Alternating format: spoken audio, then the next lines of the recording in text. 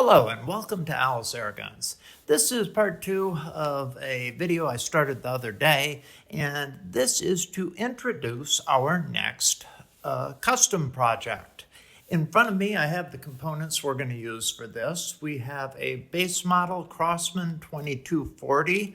This is the one that shipped with a bad component in it, and Crosman shipped us a replacement part, which we went ahead and put in. Works wonderfully. It had been leaking CO2, but now it will hold CO2 indefinitely, long term, and functions as it should, performing tip-top. So what we're going to do is use this as the base gun in a new custom project we're doing. That project will take our 2240 here. I'll go ahead and get that out now. And this is one of the guns that is produced in China. And actually, I've been very pleased with the gun beyond that initial defect. One of the things that I feel like the Chinese production guns do so much better has to do with the finish on the metal components, everything from the bluing and finish on the metal itself to the clarity of the markings and just the overall fit and finish. Also, many of the screws have been changed or improved. We noticed a couple of product improvements along the line, including this breech screw. Had a notoriously small fitting 0.05 inch Allen key before. They've upgraded this to use a slightly smaller key, which makes the head less prone to stripping out like the old one did. So anyway, we will use this as our base gun in this project. And what we're going to do for the project is create a 177 caliber version. And the 177 caliber version that we're creating, we're going to go ahead and use a barrel from a 1377, very good source of Crosman barrels. The 1377 is a 10-inch barrel rather than the 7-inch usually found on the 2240, and so we may pick up a little extra velocity. Also, these things are notoriously accurate. Most 1377 ship with very accurate barrels, and this barrel in particular I've used on other guns, and it is one of those that are indeed quite accurate.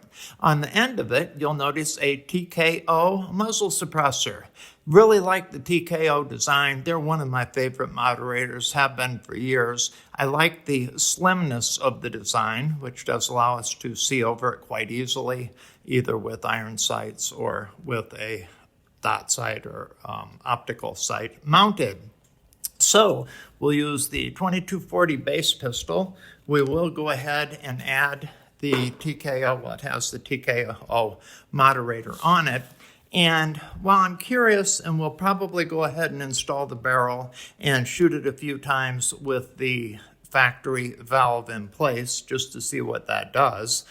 For our custom gun, I also commissioned a good friend of mine, someone I've done business with for a number of years and really appreciate his work. I would give him a plug, but he begs me not to. He says, "Oh, please don't. I'm far too busy as it is." He's also a Crosman factory repair center in addition to making custom components and custom air guns. So a lot of people have gotten out of that business in recent years. Many of the guys that were doing that were older and have retired or stopped for medical reasons. So this individual is just overwhelmed with work and not actively soliciting new customers. So we'll go ahead and leave this as it is.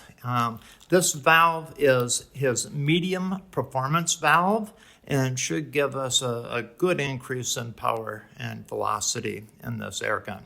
So long term, the plans are to go ahead and add the 177 caliber 10-inch barrel with the TKO moderator on it, go ahead and add the custom medium performance valve to it, and that includes, he always includes a larger diameter transfer port. His transfer port's been bored out to let more air more gas through.